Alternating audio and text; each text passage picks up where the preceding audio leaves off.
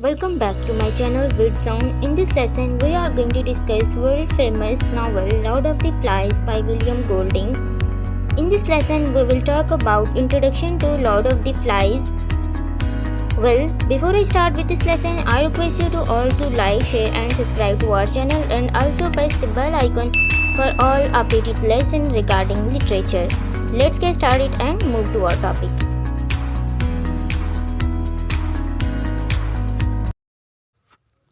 Lord of the Flies is a debut novel, 1954, by Nobel Prize winning British author William Golding. इस novel की popularity first of all तो यही है कि इस नावल को नोबेल प्राइज़ मिल चुका है।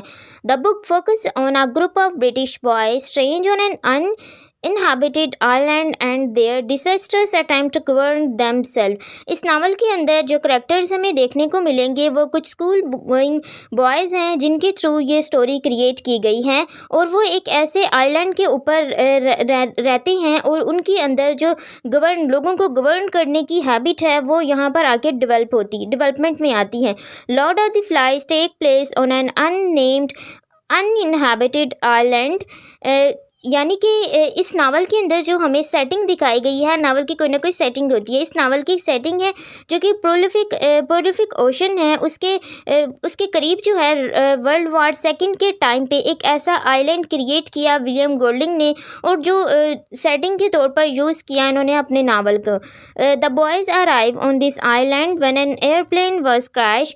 इस नावल में ये जो करेक्टर्स हमारे पास आते हैं वो कब इंट्रोड्यूस करवाते हैं कि एक प्लेन है जो कि एरोप्लेन है वो क्रैश हो चुका है और वो किसी आइलैंड की जो हिल्स होती हैं उसके ऊपर वो रुक गया है, क्रैश हो गया है। तो जो उसके अंदर जो एक ट्यूब होती है जिसके अंदर उन्होंने बॉयज़ को सेव किया होता है वो उसके अंदर से निकलते हैं और उस आइलैंड पे बिखर जाते हैं और यहीं से फिर ये नावल स्टार्ट होता है।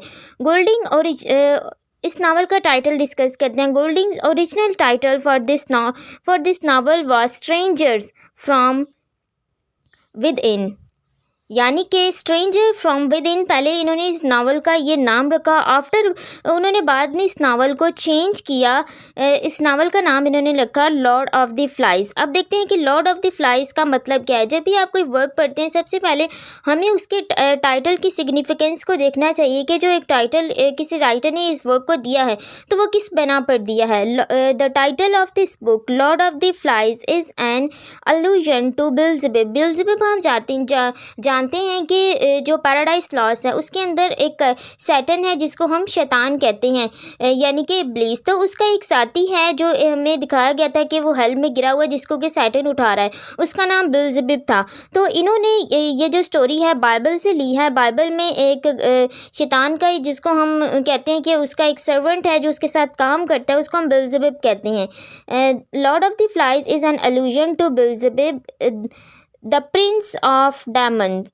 बेल्ज़ेबुब को कहा जाता है the prince of demons. Demons क्या होते हैं? डेमन्स का मतलब होता है जो बदरूहें होती हैं उनको हम डेमन्स।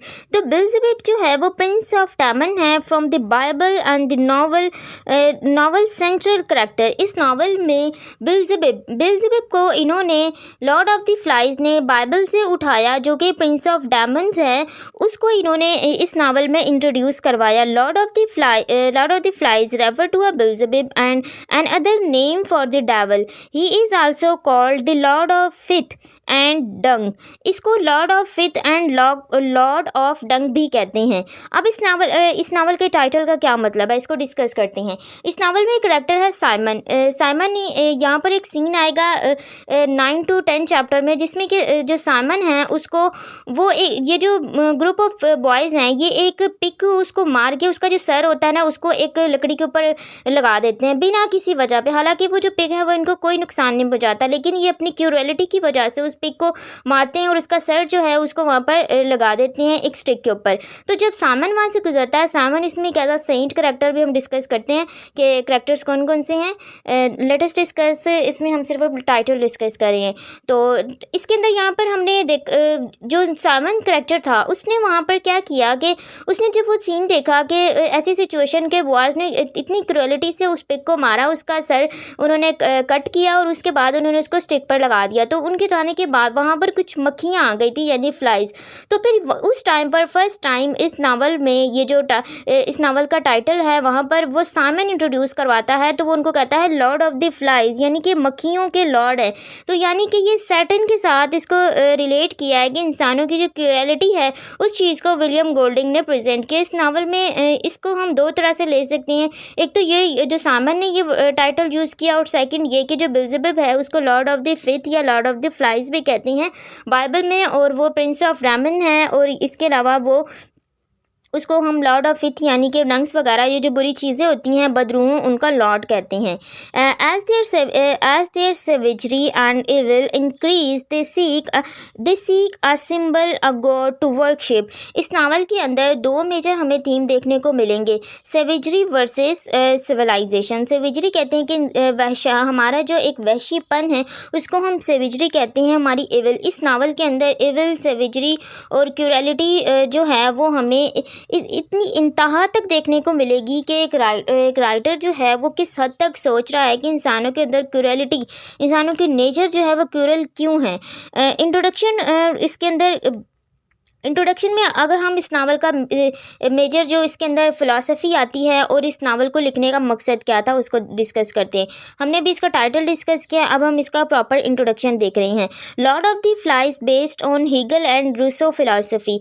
हीगल और रूसो ये दो मेजर फ़िलासफ़र हैं।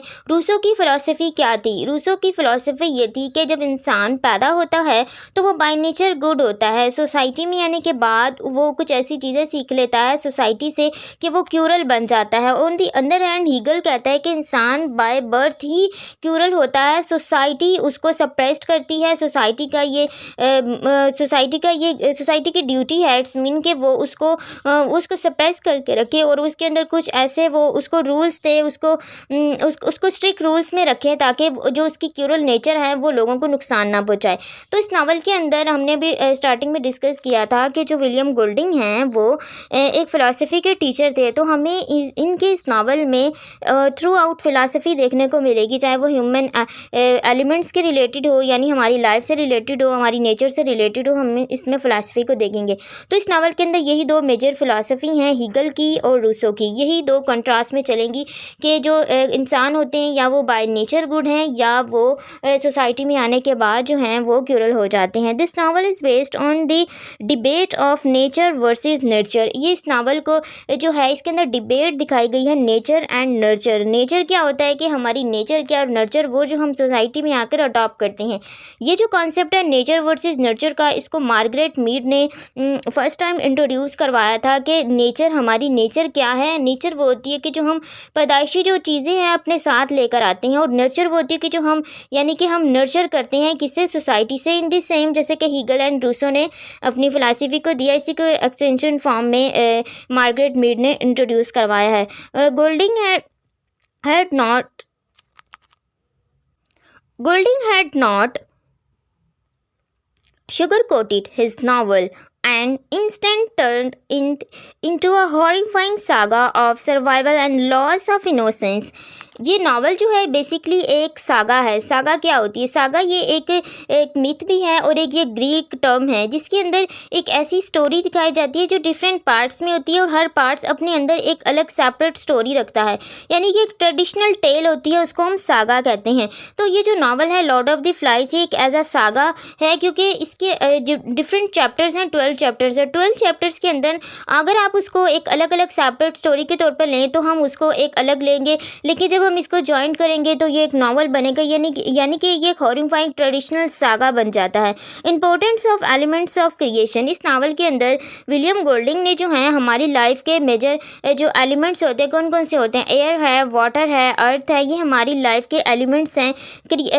हमारी क्रिएशन जिन एलिमेंट्स पर होती है, यानी वो एलिमेंट्स जिनके बगैर एक जो लाइफ है वो क्रिएट नहीं हो सकती, उसको भी विलियम गोल्डिंग ने अपने इस नावल में इंट्रोड्यूस करवाया है। अब इसको देखते हैं कि कौन कौन से ऐसे एलिमेंट्स हैं जो हमारी लाइफ के साथ रिलेट करते हैं। पहले एक पॉइंट डिस्कस करते हैं, देन अभी इसको, ये एक मेजर फिलासफी है, इसको अभी लास्ट में डिस्कस करेंगे। Lord of the Flies is an example of dystopian literature. Dystopian क्या होता है? डिस्टोपियन हमने पहले एक टर्म डिस्कस की थी कि ऐसी सोसाइटी जिसके अंदर आपको कुछ भी नॉर्मल ना मिले, हर वो चीज़ जो कि अपने ऑर्बिट से बाहर हो, कोई भी चीज़ अपने ऑर्बिट के अंदर ना हो, यानी कि कोई भी चीज़ परफेक्ट नहीं हो, उसको हम डिस्टोपिया कहते हैं, और ऐसा लिटरेचर डिस्टोपियन लिटरेचर होता है। अब हम अपनी फ़िलासफ़ी जो इसके अंदर क्रिएशन की फ़िलासफ़ी इन्होंने यूज़ की है एलिमेंट्स की, वो डिस्कस करते हैं। इसके अलावा ये नावल जो है वो कोरल आइलैंड के कंट्रास्ट में लिखा गया है। कोरल आइलैंड नावल में कुछ करैक्टर्स होते हैं जो एक अननेम्ड आइलैंड के अंदर फंस जाते हैं, और वो वहाँ पर एक बीस्ट होता है जिससे लड़ते हैं, एक वहशी जिसको हम कहते हैं। उसके बाद वो खुद को एक यूटोपियन सोसाइटी में कन्वर्ट कर लेते हैं। लेकिन इस नावल के अंदर हमें कोई भी ऐसा बीस्ट एक्चुअल में देखने को नहीं मिलता, लेकिन ये एक इंसान के अंदर का जो बीस्ट है वो हम इस नावल में देखेंगे कि वो किस तरह इनोसेंस को लॉस करके क्यूरलिटी की तरफ मूव कर जाते हैं। अब इस नावल में जो मेजर फिलॉसफी उन्होंने यूज़ की है वो देखते हैं कि हमारी लाइफ के जो एलिमेंट्स हैं उनको उन्होंने किस तरह बताया है। इस नावल के सबसे पहले हम ये कुछ टाइटल हैं जो डिस्कस करते हैं, उसके साथ साथ हम इनकी फ़िलासफ़ी को भी देखते जाएंगे। फर्स्ट चैप्टर जो इस नावल का है, the sound of the shell, fire on the mountain. अब यहाँ पे इनके टाइटल्स को केयरफुली देखते रहें। The sound of the shell first chapter है, fire on the mountain, huts on the beach, painted faces and long hairs, ये chapter number 4 है। Beast from water, beast from air, shadow and tall trees, gift for the darkness, a view to a death. 10 chapter है, the shell and the glasses. 11 castle rock, the cry of hunters. अब इसके अंदर जो हमने देखा fire, इसको आप carefully पढ़ते रहे। फायर, वाटर, अर्थ, एयर, ये हमारी लाइफ के मेजर एलिमेंट्स हैं, यानी एक इंसान जो है और उसकी ज़िंदगी इन मेजर एलिमेंट्स से क्रिएट होती है। इसके अंदर जब हम अपनी लाइफ से वाटर, एयर, अर्थ यानी कि जो ज़मीन है उसको निकाल दें, या जो फायर, एयर, वाटर, अर्थ, अगर आप अपनी लाइफ से इन 4 मेजर एलिमेंट्स को निकाल देते हैं तो आपकी ज़िंदगी नहीं रहती है। इसी फ़िलासफ़ी को इन्होंने अपने इस वर्क में विलियम गोल्डिंग ने प्रेजेंट किया। अब कुछ मेजर फ़िलासफ़र्स हैं, उनकी फ़िलासफ़ी के साथ विलियम गोल्डिंग की फ़िलासफ़ी को देखते हैं। एक ग्रीक फ़िलासफ़र है थेलीस, उनका कहना था कि हर चीज़ जो है everything is created by water, कि सबसे पहले दुनिया में वाटर बना, उसके बाद हर चीज़ उस वाटर से ही क्रिएट की गई, यानी कि हर चीज़ की क्रिएशन की वजह वाटर है। सेकंड पे है अनेक्सिमेंडर, ये भी एक ग्रीक फ़िलासफ़र हैं, मलेशियस के फ़िलासफ़र थे। वो कहते हैं एप्रिकॉन कहते हैं, और वो हर चीज़ जो है वो एप्रिकॉन से बनी है। एप्रिकॉन क्या है? एप्रिकॉन उनके अकॉर्डिंग एक ऐसा सब्सटेंस है जो कि डिफरेंट चीज़ों से मिलकर बनता है। एक और फिलोसोफर हैं एनेक्सिमेंडर, एनेक्सिमीनीज़ कहते हैं कि हर चीज़ जो है वो हवा, air, everything is created by air in this world, हर चीज़ जो है उसकी क्रिएशन की वजह क्या है? एयर है। नेक्स्ट जो हमारे पास एक और फिलासफर हैं वो कहते हैं हेराक्लाइटस कहते हैं कि हर चीज़ जो है everything is created by fire in this world, यानी कि हर चीज़ जो है वो आग से बनाई गई। सबसे पहले आग बनी, आग की जब वो ठंडी हुई तो उसे राख बनी, जिससे अर्थ बनी, फिर जब वो और ज़्यादा मेल्ट हो गई तो वाटर में कन्वर्ट होगी। यानी हेराक्लाइटस के थ्रू जो चीज़ है सबसे पहले जो वो क्रिएट की गई इस वर्ल्ड में वो क्या थी? वो आग थी। इसके अलावा अभी हमने मेजर एलिमेंट्स डिस्कस किए थे। लीज के अकॉर्डिंग जो हमारी वर्ल्ड है वो वाटर से क्रिएट की गई है। उसके बाद एनेक्सिमेंडर्स के थ्रू जो है हमारी वो डिफरेंट जो सब्सटेंस है उनको लेकर बनी है। उसके बाद एनेक्सिमीनीज़ कहते हैं कि एयर से हैं, हेराक्लाइटस कहते हैं किससे हैं? फायर से हैं। अब इस नावल में हमने अभी जो टाइटल डिस्कस अब इस नावल में इन फ़िलासफ़ी और इन मेजर फ़िलासफ़र को डिस्कस करने का विलियम गोल्डिंग का क्या मकसद है? अब वो हमें यहाँ पर ये बताना चाह रहे हैं कि जो इंसान की लाइफ है, क्योंकि वो एक ऐसे आइलैंड पे फंस गए थे जहाँ पर कुछ भी नहीं था सिवाय पानी था उनके पास, उनके पास आसमान था, उनके पास ज़मीन थी, उनके पास आग जलाने के लिए जंगल था जहाँ से वो लकड़ियाँ लेकर उन्होंने आग जलाई, क्योंकि ये नावल जब एंड हुआ था तो उस टाइम पर पूरे जो जंगल है पूरे जंगल के अंदर आग फैल गई थी। तो यानी ये मेजर हमारी लाइफ के एलिमेंट्स हैं, इनको विलियम गोल्डिंग ने फ़िलासफ़ी के थ्रू क्रिएट किया। वो ये क्या बताना चाह रहे थे यहाँ पर कि जिस तरह उन फ़िलासफ़र्स ने ये बताया कि हमारी ज़िंदगी इन एलिमेंट्स के बगैर मुमकिन नहीं है, और इस नावल में ये तमाम एलिमेंट्स दिखाए गए हैं। यानी कि वहाँ पर जो बच्चे थे उनको ये इन तमाम चीज़ों की सहूलियत मौजूद थी, उनके पास अपनी ज़िंदगी को बरकरार रखने के लिए वो जो उनके मेजर फंडामेंटल्स थे वो वहाँ पर मौजूद थे। लेकिन फिर भी वहाँ पर ऐसा क्या था कि जिन्होंने उस लैंड को एक ऐसा लैंड बना दिया कि जो क्यूरलिटी बेस हो गया। अब जो हेराक्लाइटस हैं, इन्होंने हमें ये बताया कि हमारी जो क्रिएशन है उसकी मेजर वजह फायर है। अब एक और फिलासफ़र इनके बाद हैं एम्पेडोक्लीस। एम्पेडोक्लीस एक और फिलासफ़र हैं, ग्रीक फ़िलासफ़र। उनके अकॉर्डिंग हमारी life earth, air, water and जो फायर हैं इनसे मिलकर बनी है। इनका एक कॉन्सेप्ट था लव एंड स्ट्राइव का।